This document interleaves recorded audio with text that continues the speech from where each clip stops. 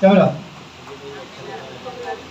আমরা শঙ্করদেব ফাউন্ডেশন, আনন্দ বিজ্ঞান wellness institute, জীবনধারা24.com এর 3টি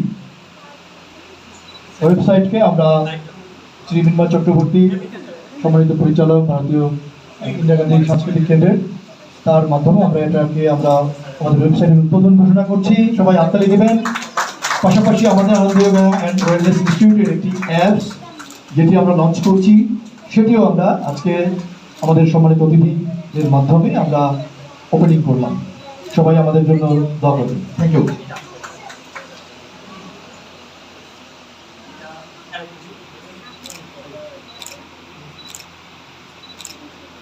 আমরা সবাই হাততালি দেই। ঠিক আছে।